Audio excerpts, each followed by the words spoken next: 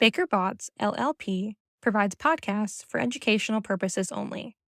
They are not legal advice and are not intended to establish an attorney client relationship. This communication may constitute attorney advertising.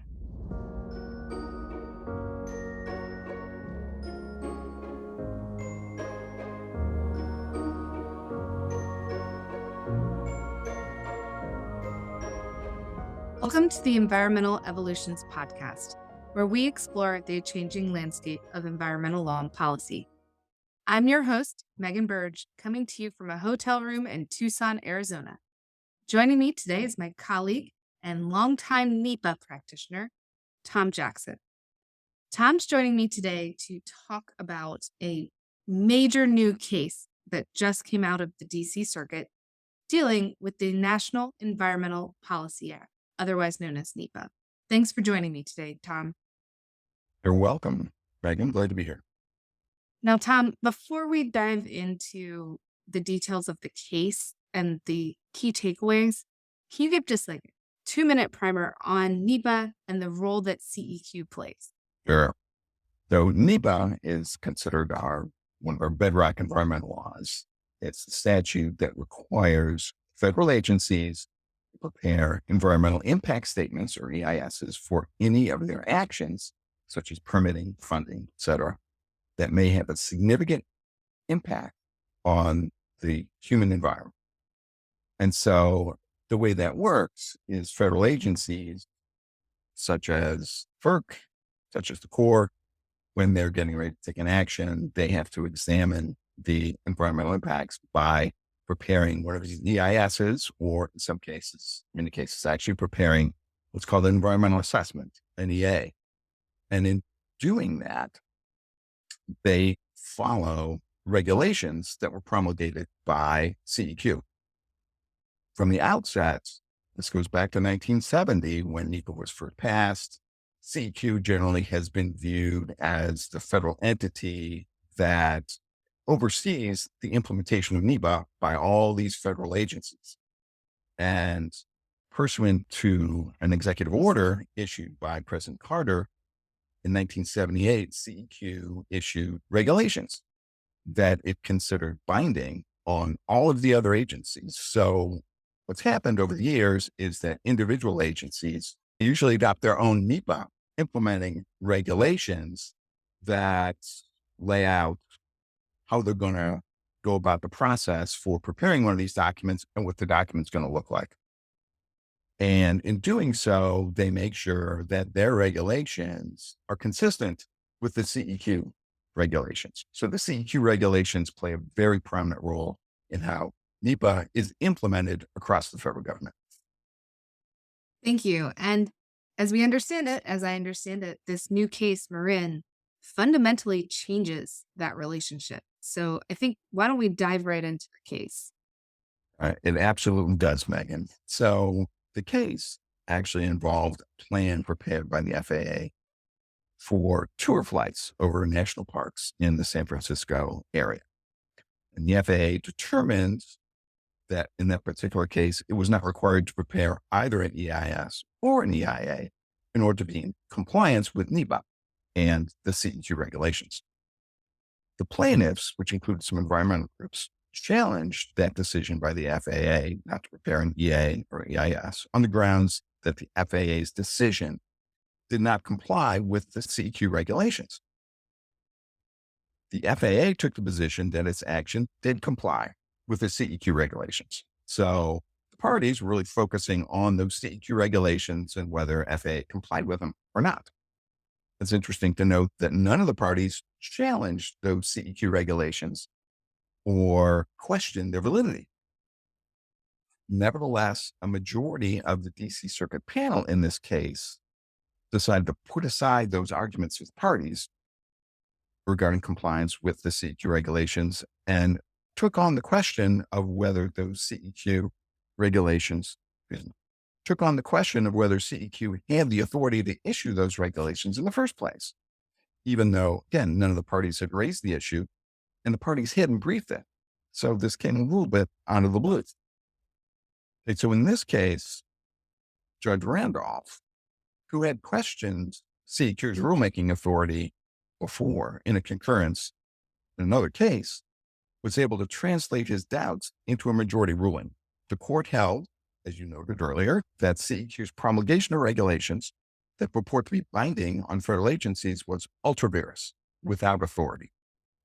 The court found that there was no statute that authorizes CEQ to issue binding NEPA regulations, and that the Carter executive order can't give CEQ that authority because the FAA's order approving the plan was based on compliance with the CEQ regulations. That the court vacated the order and told the FAA to go back and reconsider its NEPA obligations. So, definitely a significant holding in this case. Let's change direction a little bit and talk about what are the practical implications, because obviously we're not going to know exactly what the consequences of this case are for a while, but what should folks be thinking about right now if they are in the process of doing a project or regularly do projects or otherwise trigger NEPA? So in the short term, this decision is going to create some uncertainty because you have the second highest court in the land, as the DC Circuit is sometimes referred to, saying that these CEQ regulations are invalid. At the same time, you have all these federal agencies who have their own NEPA regulations, but which are not affected by this ruling directly. But Judge Randolph, in undoing the foundation of NEPA practice for 40 plus years, also said, oh, by the way, the validity of all these other agency regulations, particularly those that rely heavily on the CEQ regulations, that's a good question as to whether they're valid or not. So right now you have a lot of uncertainty about what regulations, what NEPA procedures really should govern in any particular case. And this would apply potentially even to NEPA analyses that are ongoing right now, EISs and EAs that are in process. And I'm sure that there are hundreds, if not thousands of those around the country going on right now, particularly with all the federal funding that's going on. I'm sure that CQ will issue some sort of guidance, but it's going to create some uncertainty in the short term. So folks who are in the process should be consulting with the agencies with the goal, obviously, of trying to minimize any delays in the NEPA process while at the same time insulating it to the extent possible from potential challenges, because we may see more of those. Well, let's talk about the issue around challenges, because some of the agency's NEPA regulations are long settled, meaning they're past the point where you would have expected to have a legal challenge to the rulemaking setting the regulations. So again, not talking about a project specific EA or EIS, but when we talk about the actual regulations themselves, there's potentially a wrinkle here from the past Supreme Court term, right, Tom? That's correct, Megan. The Supreme Court in the last term in the Quarter Post decision basically threw out, in effect, the statute of limitations for challenging agency actions, even if you're past the statute of limitations period. And so even though a lot of these agency regulations are longstanding, they are now vulnerable to challenge because they, for example, somehow rely on the CEQ regulations, which are now invalid. So could create even greater uncertainty. Well, focusing back on the short term, what are the next steps on the Marin case? So the parties in this case, including the federal government, could seek reconsideration from the panel that decided this case, or they could seek an en banc hearing by the entire DC Circuit. There's some feeling that if the entire DC Circuit considered this case en banc, that you might get a different result.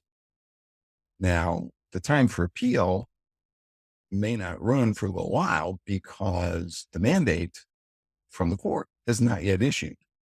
And in fact, the court, in this case, Judge Randolph, essentially invited the parties to seek a stay for the issuance of the mandate in order to sort some things out. So the decision as to whether to further appeal this may ultimately fall to the incoming Trump administration. So we'll have to see how they decide, what they decide to do in terms of a potential appeal.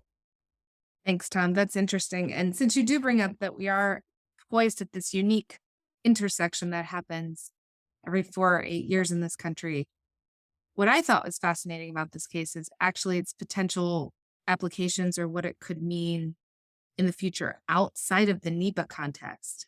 Can you speak a little bit to that?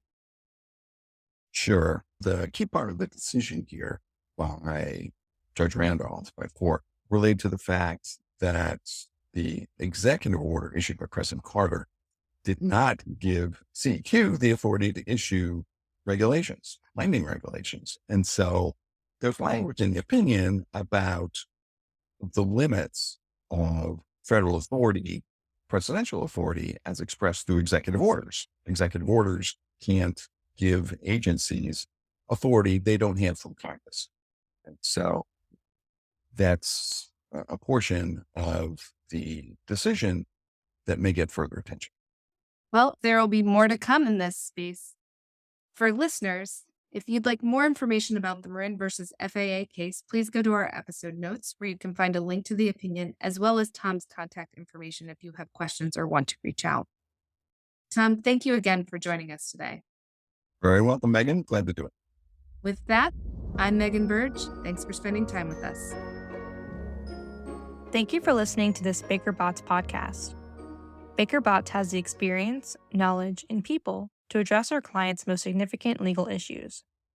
For more information on Baker Botts practices, please visit us at bakerbotts.com. This presentation is provided by Baker Botts LLP for educational and informational purposes only. It is not legal advice and is not intended to establish an attorney-client relationship. Under the rules of certain jurisdictions, this communication may constitute attorney advertising.